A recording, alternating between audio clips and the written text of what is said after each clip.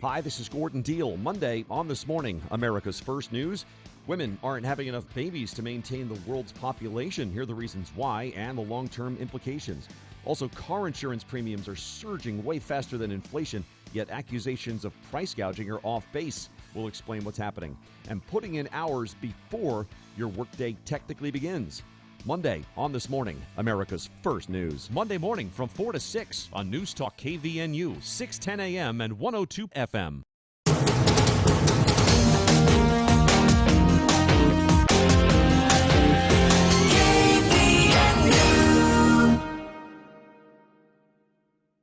It's time for the Garden Guide with your host, Mark Anderson from Anderson Seed and Garden. New research suggests that people are more likely to eat vegetables if they have a tempting name. What would life be without homegrown tomatoes? Only two things that money can't buy, and that's true love and homegrown tomatoes. From gardening to landscaping. Today we are going to try and create garden eyebrows. Kind of like the flowers are sprouting directly from your hair. That makes sense. Phone lines are open at 753-KVNU or 800-369-KVNU. Kind of like eating vegetables. It's the Garden Guide, now on KVNU 610 AM and 102 FM. Good morning and welcome to the Garden Guide. This is Mark Anderson with the Anderson Seed and Garden. And it is Saturday morning and the sky's blue, the sun's shining. It's a beautiful time to be outside.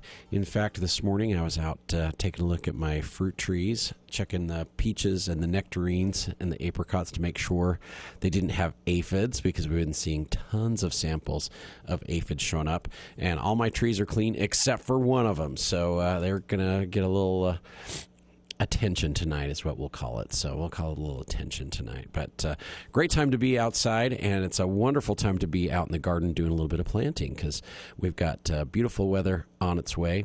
Doesn't appear that we have any frost in the next 10-day forecast, and so we're keeping our fingers crossed that means our frost is done for this month, and we are safe to go ahead and plant everything. So we'll find out. You never know. Around around Memorial Day is when we usually recommend that we're past the no frost timeline. But you always got to be a little bit careful when you're talking about Cache Valley, because you never know. So got always unpredictable. I was going to say, got Jason here today. So Jason, thank you for running the board today. I appreciate it. Wonderful, wonderful to have you here. And I know you always come prepared with questions as well too. So we'll save a few minutes at the. I have to hold back so I don't monopolize the time with all of my questions. We'll save a few minutes for you at the bottom of the hour or something, just in case. But a lot of things happening at Anderson Seed and Garden. So we are currently brewing compost tea. We've got lots of people coming in taking advantage of our compost tea program, but we are out of 2.5 gallon containers. Last weekend, I mentioned on the show that we were down to our last 10 or 15 containers, and I think it was about 10 o'clock, had a gentleman come in, and he's like, "It's your fault." And I was like, "What?" And he's like, "It's your fault. I was out in the field working on the sprinkler pipes, getting the sprinklers fixed, and my wife called and said, 'You've got to get down to Anderson's.'" And he's like, "What? What?" I'm like, "Fixing the sprinklers right now." And she's like, at Anderson's, they only have about 10 or 15 of the 2.5 gallon containers left of the compost tea, and we need to get them, and that's what I want for Mother's Day. It was the best story ever. I loved it. That's a good Mother's Day gift. That totally made my whole day. It was like, it was the best. And so I do have lots of 1 gallon containers still, so we can still do 1 gallons, but we are brewing every single day on the compost tea. So great time to get your compost tea going. There are a lot of gardeners that are starting to plant their tomatoes and their peppers and their squashes, melons, and cucumbers. Compost tea makes them go like crazy, and you'll have the best tomatoes you've ever had if you use the compost tea weekly on them. But there are people starting to put their hanging baskets out and getting their flowers planted. The compost tea is really great for the hanging baskets and for doing planters and flowers in the flower beds as well too. Keeps them looking good. We have done our best at Anderson's this week to completely fill the greenhouses. So as of right now, the greenhouses are absolutely stocked with all kinds of plants. So we have tons of varieties of tomatoes and lots of peppers as well too.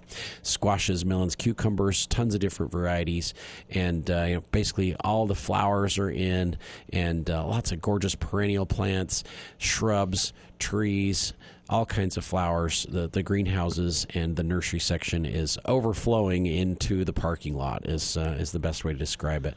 Lots and lots of roses. I think we've got about 400 roses left right now. So gorgeous plants, some great looking shrubs, trees that are just finishing up flowering, and greenhouses full of plants is what we've got at Anderson's for this weekend. Of course, we do have a class today. So there's a class today at 1 o'clock.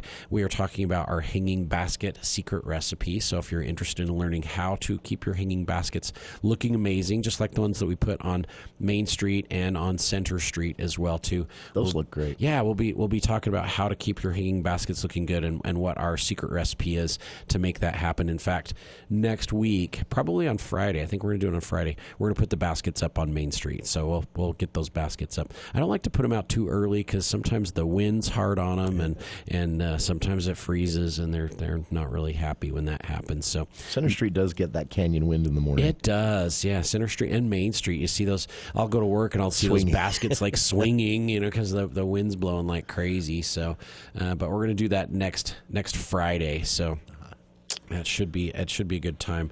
And next weekend is Memorial Day weekend already. To believe, right? Yeah, I know. It's like crazy. We'll have some great specials going on for Memorial Day weekend as well, too. So we've got some deals that we've been putting together for a little while. There'll be a flyer that goes out in the mail. We'll send out notifications in our email as well, too. So if you're on our email list, we do have a monthly newsletter that we send out. In May, we do twice a month, not like twice a day, but twice a month newsletter. And so there'll be some great information in there about our Memorial Day sales. And we are open not this coming Monday. Well, we are open on this coming Monday. But yeah, regular Monday. Regular Monday. But on, what is it, the 27th? Yeah, 27th of May, right. Memorial Day will be open from 8 until 1. So we are open for short hours on Memorial Day. So if you're thinking you want to get out and do some gardening on Memorial Day, the 27th of May, Monday, Memorial Day, we'll be open from 8 until 1. But we're gonna stay home and do a little work in our yard as well too, because it kind of gets so busy at the store we don't get much done. That's fair, right? At our place. Yeah, the gardeners have to garden too. It's like we gotta do something. So we're open for 5 hours on Monday, Memorial Day, but then we'll be closed the rest of the day. So just be aware, heads up on that. And that's what's happening at Anderson Seed. We got a class on Thursday also, and our Thursday class is our class all about tomatoes. So if you want to have the best tomatoes that you've ever grown, we'll teach you our secrets and our tricks and tips on how to keep your tomatoes looking great, disease-free, and growing like weeds and producing fruit like a bushel per plant. They'll just go like crazy. So we have some special techniques to really get those tomatoes growing like crazy. So I'm quite excited about the class. It is at 6:30 on Thursday at Anderson's in our classroom, and we'll probably show you how to plant in containers as well too. So if you want to do tomatoes like on your patio or on your deck or on your porch with them in pots, so in containers, we'll teach you how to do that. And if you want to plant some up while you're there, we'll make that available as well too. So there is a bit of an art to that, right? There is. Making them grow well in a container. They will do great in containers, but you've got to start with the right size container, the right soil, then you got to treat them right throughout the summertime. But you can get a really big tomato plant in a container and get it to produce like crazy, and they'll actually produce faster because the soil will heat up quicker in the pot than it will out in the garden, and the warmer the soil is, the faster the tomatoes get going. So nice. Yeah, and then if you've got it in a container, you can bring it inside in the fall if the weather changes, and then you can kind of protect them and get them to continue to produce when everybody else's plants are really starting to struggle. It is possible to actually keep them through. They don't do as well through the winter in the house, no, but they will no. keep. We have kept them in our greenhouse until about Christmas, and have had them producing like crazy. Oh, fun! But at a certain point, they just stop. Yeah. They just don't get enough They sunlight. know even if you don't. They just don't get enough sunlight, and they just kind of stop. So, speaking of the classes, I wanted to ask about this. I missed it myself, but it's also something people might want to keep an eye on when it happens again. But just this week for your classes, you guys brought USU Extension down to the classroom to talk water-wise plants. That's a very cool thing to coordinate the work at USU Extension with the work at Anderson Seed and Garden. Oh, and for $15 to get what is basically a professional class on water-wise planting in your yard. That's is great. I was sad to see I missed that. Yes. So J.D. Gunnell, the Cache County Extension agent, he comes and teaches classes throughout the spring. And so about every 2 weeks, we've got different classes with USU Extension, and we hold them at Anderson Seed, and you can sign up on the Extension's website and come in and participate. We've got one more coming up. I think it's actually on the very first Thursday in June. So I think it is the 6th of June. And this is kind of a last-minute addition, but it's going to be all about perennials. So it's growing perennial flowers and incorporating more perennials into your landscape. So that should be very cool. That should be a great class as well too. We've got it on our calendar, but somehow the Extension missed it. So I've been working with the Extension agent, and he seems to think he can make it and make that work. So nice. So we'll be doing that class as well too. So lots of classes coming up, and lots of great opportunities to plant outside in your garden. So if you'd like to join us here on the show, we are taking calls today. Phone number is 753-5868 if you want to call in right here in Cache Valley, 753-KVNU, or if you are calling from outside of the area, 1-800-369-5868, and we'd love to have you join us here on the Garden Guide. So we have lots of different things to talk about. First thing I mentioned on the show was I was out checking my stone fruits for aphids, and we are seeing aphids like crazy right now. So lots of samples yesterday of aphids curling up leaves. So if there are certain plants that you've got that are aphid attractive, whether it's maples or roses or snowball bushes or all your stone fruits, so plums, cherries, apricots, peaches, nectarines, they love those as well too. Haven't seen aphids on any apples yet, but we're seeing them on all the plum family and a lot of those sweet sapped plants as well too. So now's the time to really get after those aphids.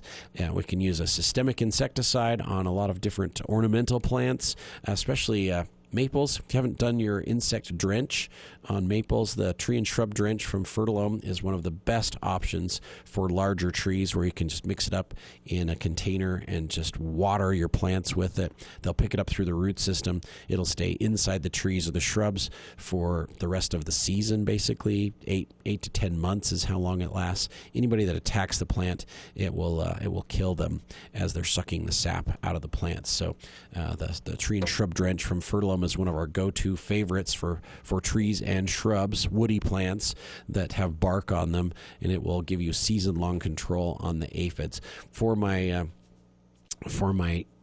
It was my nectarine that was curling up.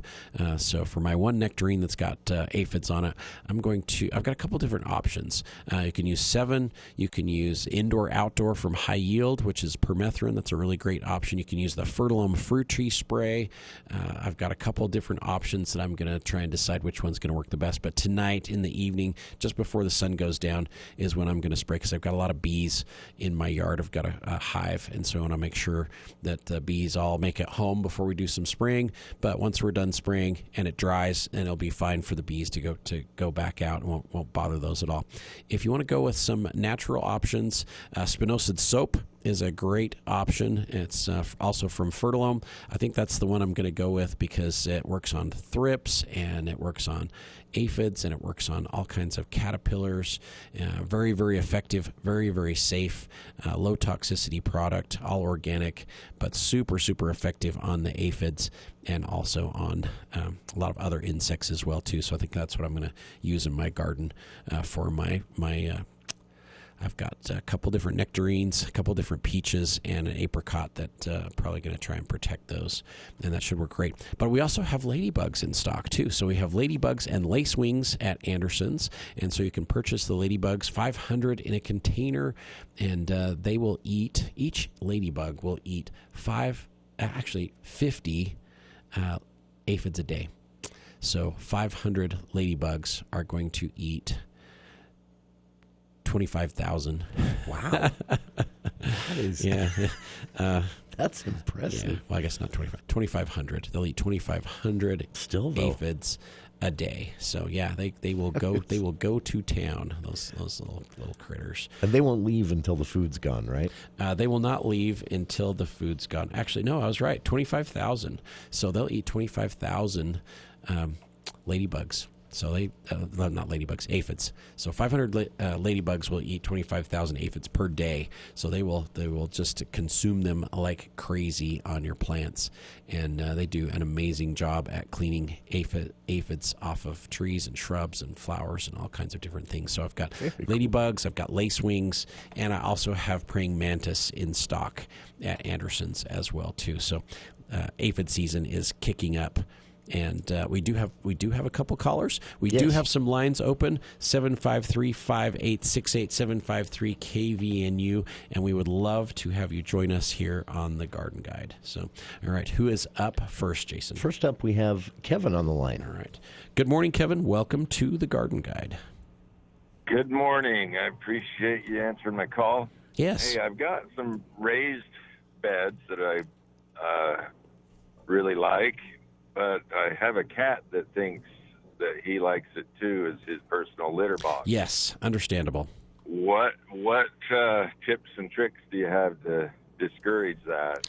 You know, the cats are a little bit more difficult to train to stay out of those areas than dogs are. The dogs are much easier to train, but there are some training aids that work very well. Probably one of our favorites is made by Messina's, and it's called Dog and Cat Stopper. And it is made from all natural ingredients. They're all essential oils, and they are scents that cats and dogs just really don't like. It comes in a granule form as well as in a liquid form. Great thing about the granule is that it lasts for about 28 days, so you really get about a month control out of it. And you just sprinkle that through the areas where you don't want them to come in, and then maybe do a perimeter treatment as well too. And it works really well to train dogs. So we've had people training their dogs to stay out of certain parts of their garden, and when they make a new application, they'll take the pet and try and introduce it to that area while the scent is really strong, and they'll realize they don't like it. And every time they make a new application, try and reintroduce them. So they just remember that that area is not a good place to go. And with the dogs, that works really well. After so many events of realizing that this doesn't smell good, the dogs will just stay away from it. But the cats, after a couple of months, they'll go, you know, that used to smell really bad over there, but I think I'm going to try it again, you know, and so they go back, you know, and so they're not as easily trained because their curiosity just keeps them going back to those areas. It's like, oh, that raised bed just smelled bad last time, but maybe it's better now, you know, and so they'll go back and check it out. But the dogs, they'll just like, nope, not going, you know, you can't make me go over there, you know. So the Dog and Cat Stopper has been great. We also have some motion sensitive sprinklers that work amazing, and so you set those up, and when it picks up motion, the sprinkler turns on briefly, and it just scares everybody. You know, dogs, cats, you know, raccoons, people. You know, works really well. You know, cold splashing water works amazing. And there is a cat specific repeller that is also motion sensitive, but it's sonic, and so it's ultrasonic, so you can't really hear it, but the cats do. And those actually work really quite well also. So we've had good luck with those. They're battery operated. You set them up.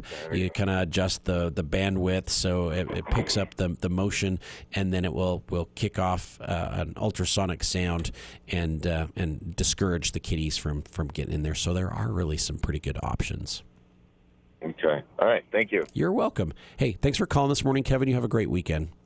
You too. All right. Thank you. Bye-bye. All right. Bye. All right. We've got phone lines open. We'd love to have you join us here on the Garden Guide, 753-5868, 753-KVNU. And the more phone calls and questions we get, the less we have to listen to Jason's questions. That's right. And mine are all specific to me. So that's how that works. Yeah, 753-KVNU, 753-5868, or if you're outside of the area, 1-800-369-5868. And who's our next caller? Next up, we have Lori. All right. Good morning, Lori. Welcome to the Garden Guide. Good morning. My question is about hydrangeas. We bought some hydrangeas last year, and they were small, and they were doing really well. They all bloomed. Well, this year, I think they winter killed over the winter somewhat because they're all coming out from the bottom. Yes. And I don't know whether to cut the dry stuff off the top or what. What do you recommend? You could definitely do some selective pruning, and the canes or the branches that look like they've kind of died back, let's trim those down until you find nice green tissue, and hopefully they will still leaf out and look good. It's not uncommon for them to die down and have new growth that comes up, and depending on which hydrangeas they are, they will produce flowers on the new growth. There are some that produce on last year's wood, so then you wouldn't have many flowers, but most of the newer versions of the hydrangeas they'll produce on the first year's growth as well as on the older growth, so you get more flower production out of them that way. So that's kind of nice. What I would definitely do is let's get those roots really healthy. Maybe a nice dose of kangaroos once a week for the next couple of weeks to try and get those roots going, and then a nice slow release fertilizer to feed them throughout the summertime and get some new growth coming back up. And then make sure on your hydrangeas to acidify the soil. So we want to acidify the soil. They like a more acidic soil. Ours is very alkaline, and so we use magnesium sulfate on the hydrangeas to keep them the color correct. So if they're blue, to keep them blue, we're going to use the magnesium sulfate on them. Otherwise, they'll start to turn pink. If they're pink and you want them to keep pink, acidify. You want the magnesium sulfate or aluminum sulfate to keep them pink. Otherwise, they'll start to turn white. And so they'll change colors if you don't acidify, and that should help quite a bit as well too. So yes, prune. Yeah, go ahead. And prune. Okay, so how much magnesium sulfate do you recommend? That is a great question. I recommend 2 cups in a 5-gallon bucket. Fill it up about 4 gallons or so you have a little bit of room left up on the top, and then water your plants with it. So just water them once a month with it. So 2 cups, 5-gallon bucket, about 4 gallons of water, stir it up really good, and then water your plants like maybe give them a half a gallon to a gallon each, and just kind of saturate the soil around the plants so it will acidify that soil, keep the pH down, and your hydrangeas will love it. It'll make them bloom more too. Okay. All right. So it's not uncommon for them to winter kill then, apparently. It depends on what variety you've got. Do you know what kind it is? I can't remember, and I can't find the tag. Yeah, so. some are hardier than others. This year, we shouldn't have had really any problem with zone 5s because we really didn't get below 0 much at all this winter. It was kind of a mild winter, so I'm kind of surprised that they've died down. Last winter was a different story. It was 20 below for 2 weeks, 30 below in some parts of the valley, and that really did a lot of damage. So I'm kind of surprised you've got more winter damage than I would have expected. So do you normally cover them with something, or do you normally not have to worry about that? Most of the time you don't have to worry about it. A little bit of mulch around the base never hurts, and that's good. But really, on a winter like this, we usually don't have much dieback on the hydrangeas, so there might be something else going on. That's what I'm saying. Let's try and get those roots as healthy as possible with a shot of the kangaroos once a week for the next 3 or 4 weeks, and try and really get those going. Or the compost tea would be excellent to use on your hydrangeas also. Okay. All right. Well, appreciate it. Thank you. You're so welcome. Thanks for calling this morning, Laurie. Bye. All right. Bye-bye. All right. Jason, who's up next? We have Joan on the line. All right. Good morning, Joan. Welcome to the Garden Guide. Hi, thanks. I've got a question about my hibiscus. Yes. I know they don't come up real early, but I cut mine down last fall, and so you've got all these dead sticks, 3-inch or so, yeah, and it's a huge spot there. Yes. Do they just grow around it, or are you supposed to get rid of that? They'll grow up right through those and around those, and yes, if they're kind of deteriorated where they're floppy and you can kind of brush them and they'll break off really easy, you can remove those. But mine just look like sticks right now too, so they're really slow coming. It's usually the end of May, 1st of June by the time they start going, and not unusual to have kind of dead stems sticking up still in the springtime. In fact, I've got to trim mine still, so quite all right. So you can just leave those. It won't keep getting wider and wider. The plant will continue They'll come up through the middle. They'll come up through the middle. The plant will continue to get larger over time, but the new shoots will come up right through the middle, so don't worry about that. Okay. Well, I won't worry about that. Yeah, then. it is a good time to fertilize those. They would love to get a shot of the compost tea for sure, or the kangaroo roots would be excellent to try and get things going. And then just a nice slow release fertilizer. Start and grow from Fertilome would be excellent. I know some people will put their rose food with systemic on them because it's got that little bit of systemic insecticide, so you don't get aphids later on the hydrangeas. So that would work great. So there are lots of good options to fertilize those with and keep them looking good. Great. Okay. Thanks so much. You're welcome. Thanks for calling this morning, Joan. Okay. Bye. Right. Have a good weekend. All right. Phone lines are open. 753-5868, 753-KVNU, or if you're outside of Cache Valley, 1-800-369-5868. And we are at the bottom of the hour already. Wow. It's crazy. Goes fast. Yeah, it's crazy how time flies. So a lot of things happening at Anderson's this weekend. So we've got greenhouses are full, nursery is full, and overflowing into the parking lot. So we have plants and roses and trees and shrubs and tomatoes and peppers and all kinds of perennial flowers and petunias, zinnias. We even finally got a whole bunch of zinnias in this weekend. Greenhouses are full. We have a class today on our hanging basket secret recipe. That's at 1 o'clock if you'd like to participate. I think it's getting pretty close to being full, but I think we've got some spots left still, and so we'll be doing that at 1 o'clock. And a lot of fun things happening at Anderson Seed and Garden, so come down and see us this weekend, and we've got all kinds of fun things happening. We're going to take a quick break, and we will be back shortly for the second half of the Garden Guide.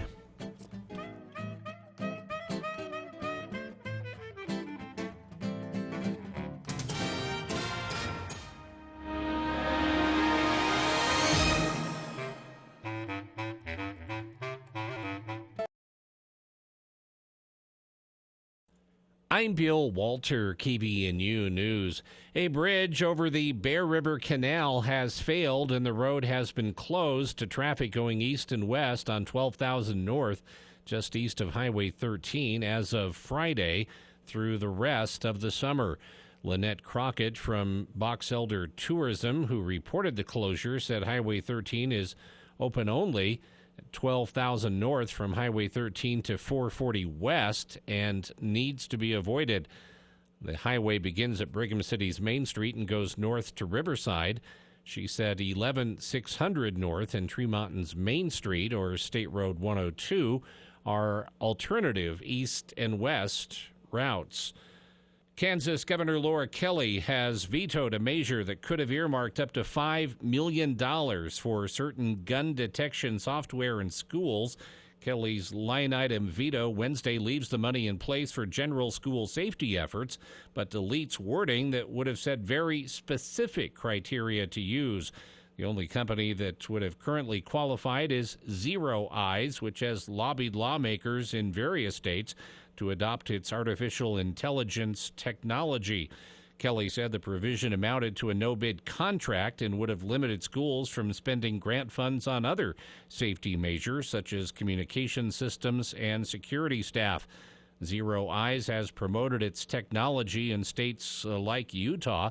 Firearm detection laws enacted last year in Utah and Michigan also required software to be designated as an anti-terrorism technology under a 2002 federal law. Pretty nice weather, slight chance of showers at times, but high in the low 70s Saturday, upper 60s on Sunday. Get more news at CashValleyDaily.com.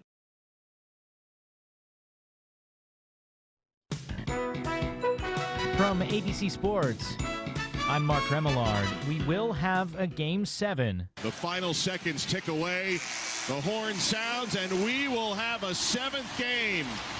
It's been a home series. Indiana wins Game 6 with a convincing second half, and it's on to a Game 7 in New York Sunday afternoon. The final call on ESPN, Pascal Siakam led Indiana with 25 points as the Pacers dominated the Knicks 116-103. Pacers guard Tyrese Halliburton after the game on forcing Game 7. Just excited to get the opportunity. Now it's a one-game series, and where better to have a Game 7 than the Garden. In the Stanley Cup playoffs, it took regulation and nearly 2 full overtime periods, but the Stars finally punched their tickets to the Western Conference Finals. Back for Pavelski, couldn't shoot cleanly. Marchment, where is it? Duchesne, he scores! Matt Duchene's winner, as heard on KTCK. The Stars await the winners of the Canucks and Oilers series. Game 6 tonight with Vancouver ahead 3-2. The Bruins hosting the Panthers, looking to force a winner-take-all Game 7, but Gustav Forsling did not want this series to go any longer, finding the back of the net with just over a minute to go. Lundell, a long shot, save, Swayman, rebound, Forsling shot, and he scores! Gus Forsling picks up the rebound, and the Panthers take a 2-1 lead with 1:33 to play in the third here in Game 6. As heard on WQAM, Florida would hold on for the final 90 seconds to win 2-1, sealing the series 4-2 and setting up a date with the Rangers in the Eastern Conference Finals. Friday night baseball, the Dodgers over the Reds 7-3, and the Astros down the Brewers 5-4. I'm Mark Remillard, ABC Sports. The Garden Guide with Mark Anderson from Anderson Seed and Garden on News Talk KVNU, 610 AM and 102.1 FM.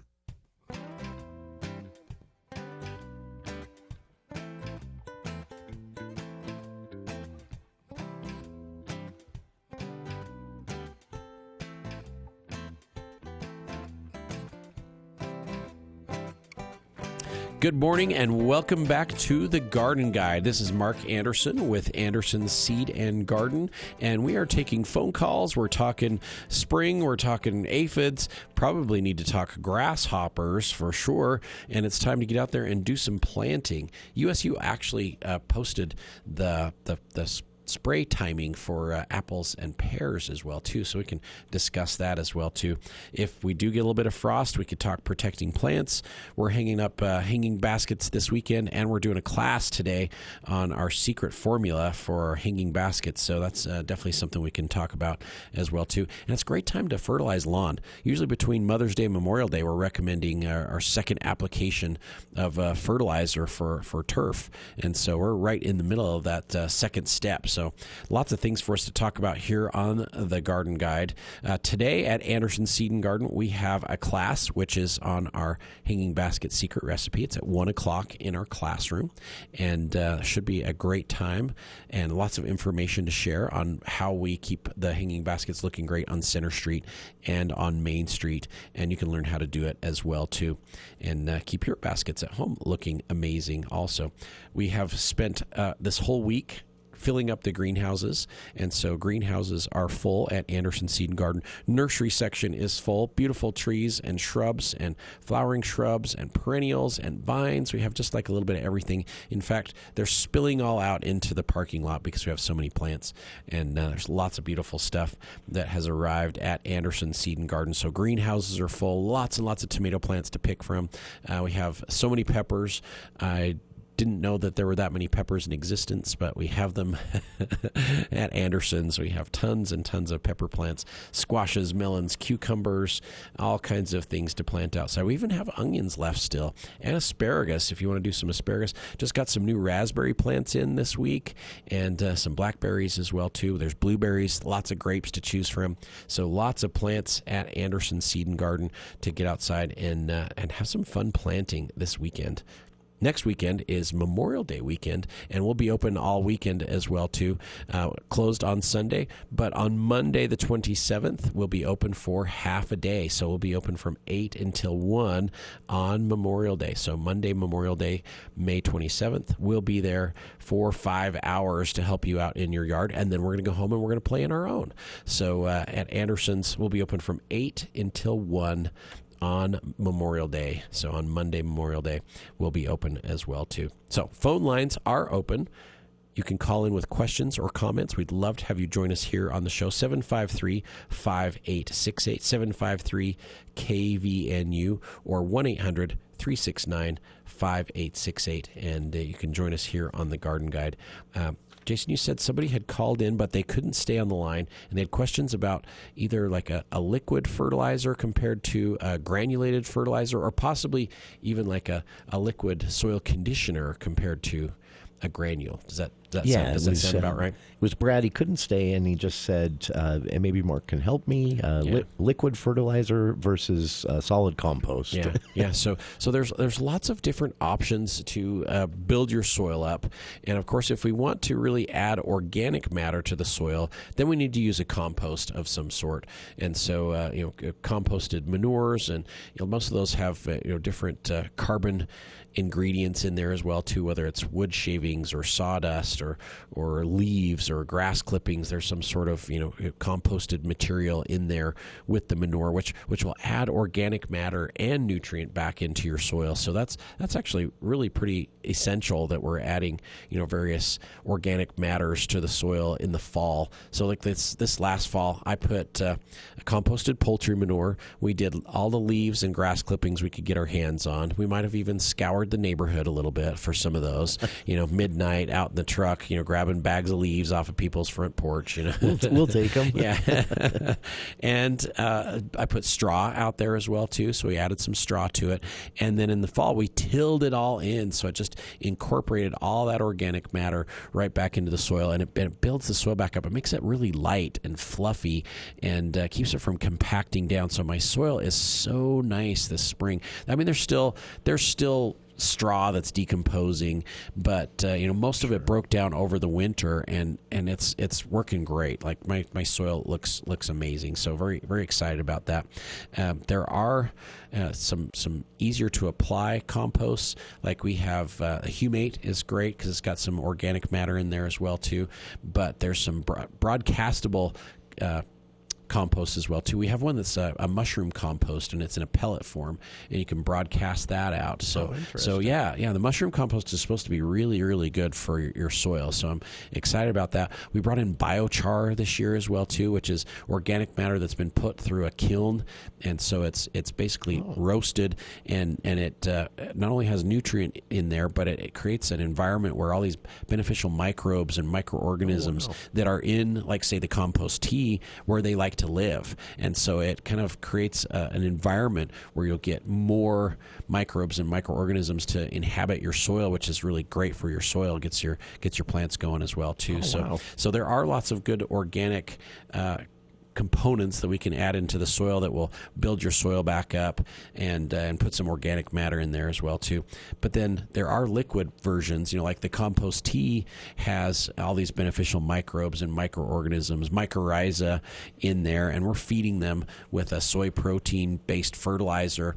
They're breaking that fertilizer down, making it so the plants can pick it up and use it very quickly. It's very readily available for the plants, but they'll also break down organic matter that's built up in your soil. They'll break down pesticides and toxins that have accumulated there for a while. So the compost tea really, really helps clean your soil up, and it introduces all this really good biology back into your soil that maybe over time we have cultivated out of the soil by tilling it every single year. So we're going to put that good biology back into the soil, make your plants grow like crazy with all that good stuff. So the compost tea can be added now before planting. Oh, absolutely. traditional solid compost you want to do in the fall. Do in the fall, yeah, Okay. do in the fall. So with the Makes sense. with the compost tea, right when you're planting is a great time to do that, and you can do it throughout the summer for individual plants. Like I don't put it on my corn or on my potatoes or anything because that's a lot of row of vegetables to have to take care of.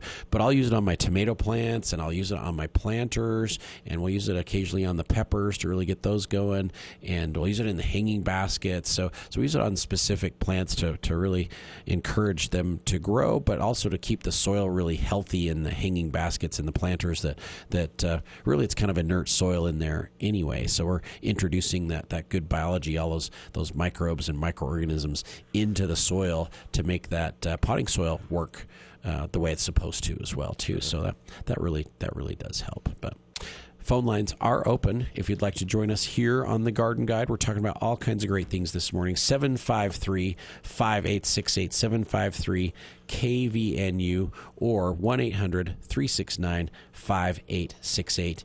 And you're welcome to join us here on the Garden Guide. Lots of people coming in the store worried about grasshoppers this year. Yeah, it's already warm enough. They're starting up. Yep, I had people that brought in pictures. They're like, they're starting already. Look at this. They are on my plants. And we had like a photo. It's like, oh, your plant looks pretty good. She's like, no, look at this. And she like zoomed in, and it's oh, yep, there's grasshoppers right there. So we better get after those. So at Anderson's, we have lots of options for grasshoppers, and there's really nothing you can do before the grasshoppers hatch to control them. So there's not something out there we can just apply and it's going to kill all the eggs and then you just won't have any grasshoppers show up. They're going to have to hatch first before we can get after those.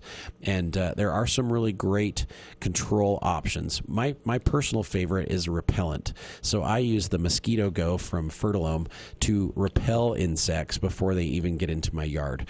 And it works great on those smaller grasshoppers. What it does is it interferes with their ability to breathe. So it kind of plugs up their auricles and they can't breathe properly, so they just leave and go somewhere else. I love it when they go to my neighbor's house. That's the best.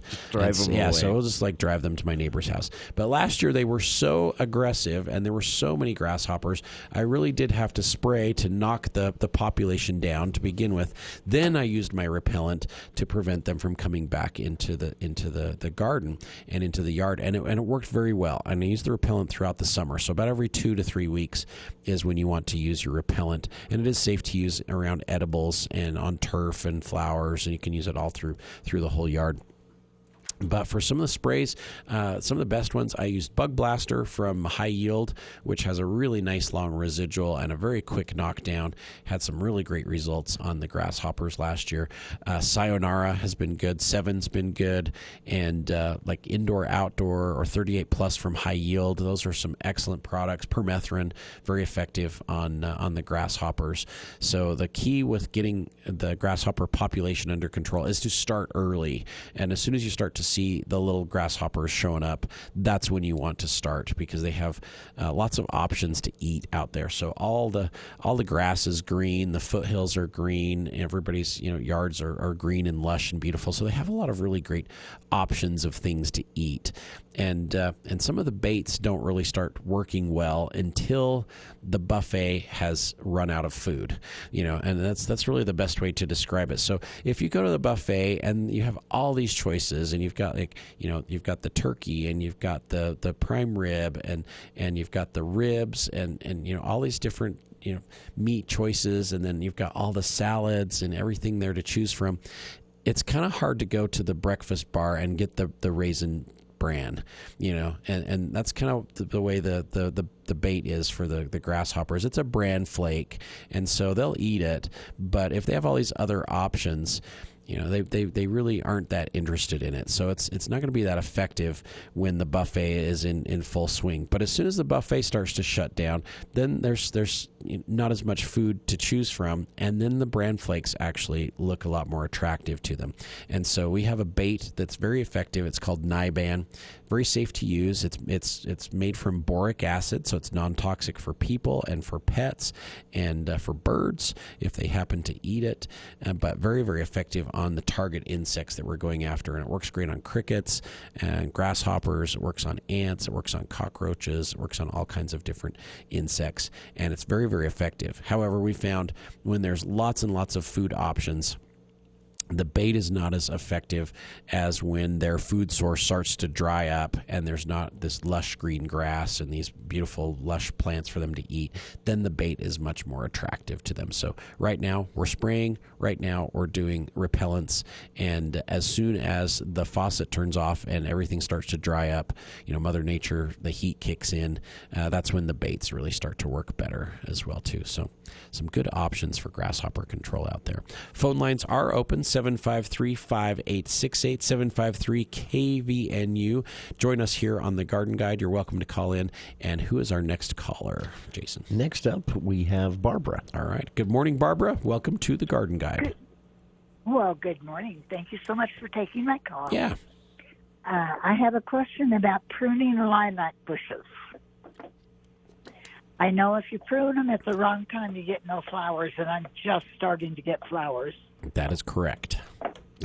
So lilacs, we love to enjoy those the end of May. They're usually blooming right before Memorial Day. Sometimes they make some beautiful Memorial Day bouquets. And I love lilacs because they smell so good. They just make the whole yard smell amazing. But you're correct. If you prune them at the wrong time, then you won't have any flowers the next year.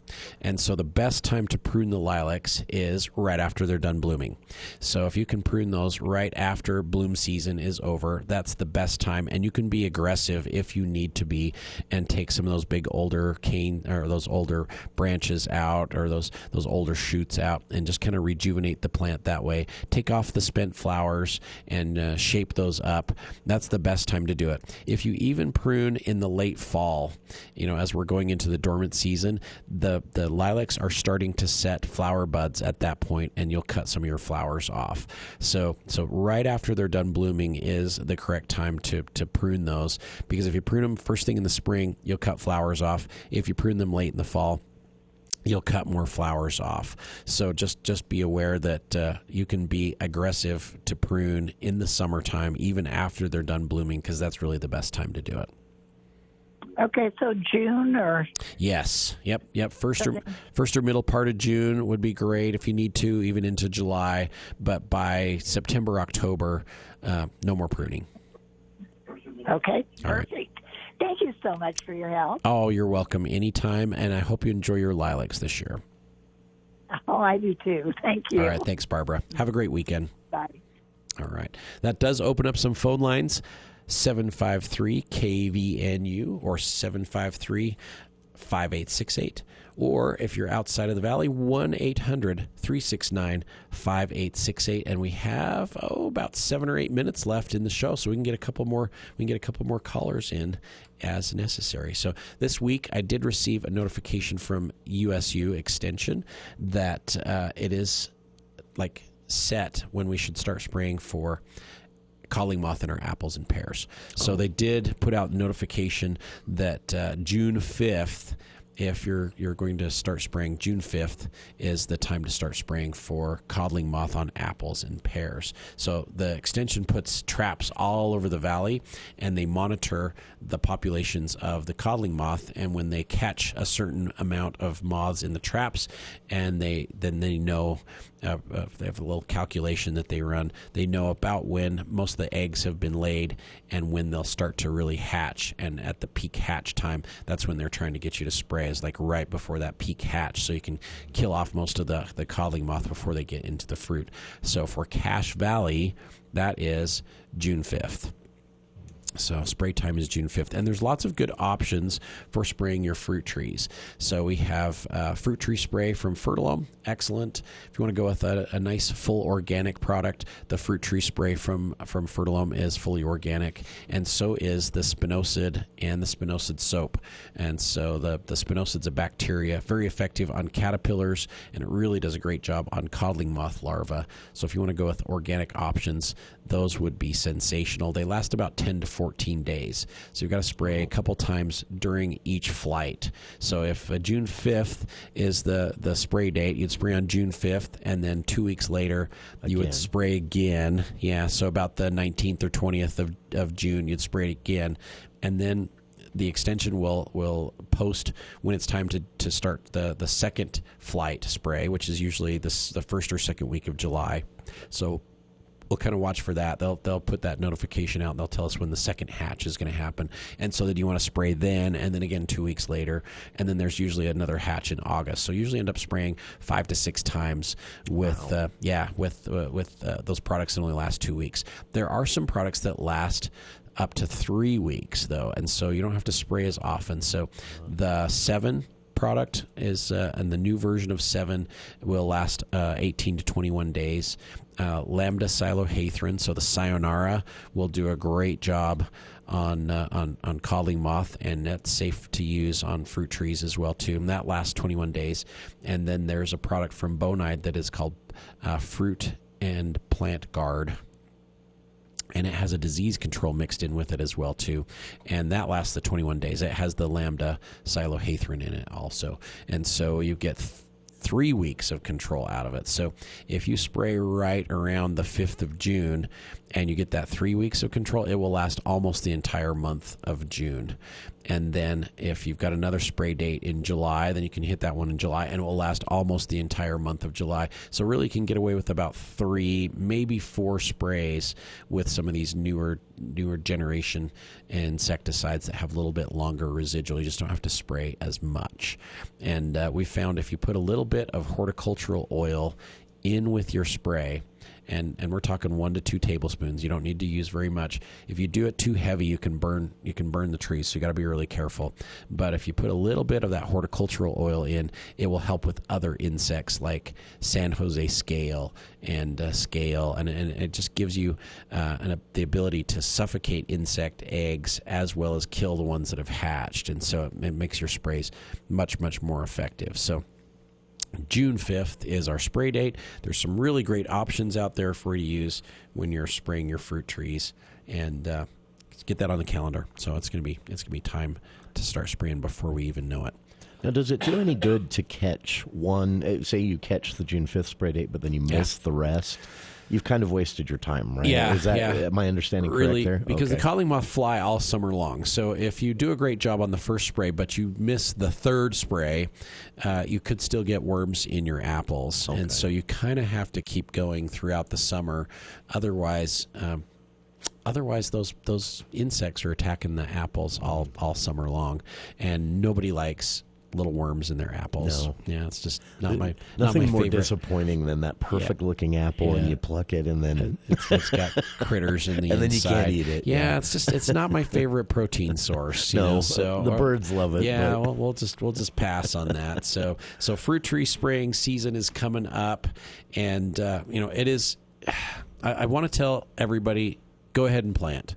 It's like the weather is really nice right now, and I am pulling up on my phone as we speak the weather for the next 10 days. I do not see anything below 39, 38 degrees. Maybe Tuesday might be a little chilly next week, but it's looking like we do not have frost in the forecast through Memorial Day, and most of our daytime temperatures are in the 60s and 70s.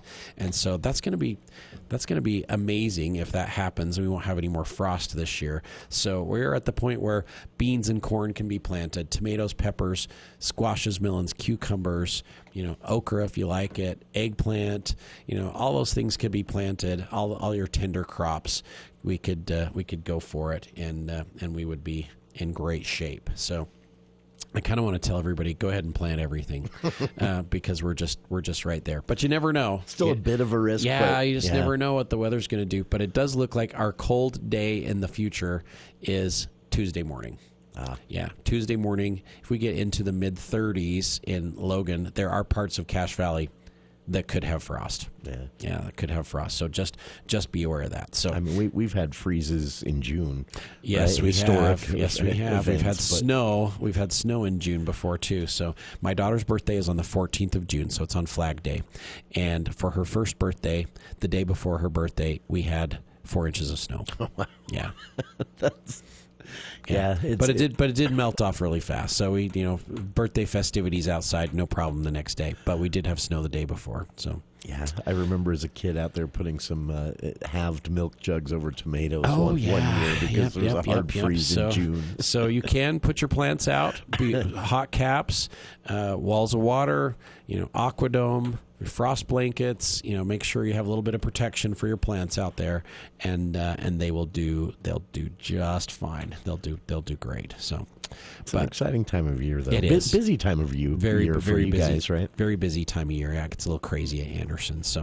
But today at Anderson's, we have our hanging basket secret recipe class at 1 o'clock at Anderson's if you'd like to participate. And next week on Thursday, we have our All About Tomatoes class. So we'll teach you how to do tomatoes in containers or how to make your tomatoes grow like crazy outside as well, too. So we'll be doing that on Thursday, 6:30 in our classroom on Thursday. And that's a really fun class as well, too. And then we've got another class coming up with USU Extension. And I believe we mentioned that is on the 6th of June. So that's on the 6th of June. So a lot of things happening at Anderson's. Greenhouses are full. Plants are spilling out into the parking lot, and we are ready for spring. We'll be back next week with another edition of the Garden Guide here on KVNU. Operated by the Cass Valley Media Group.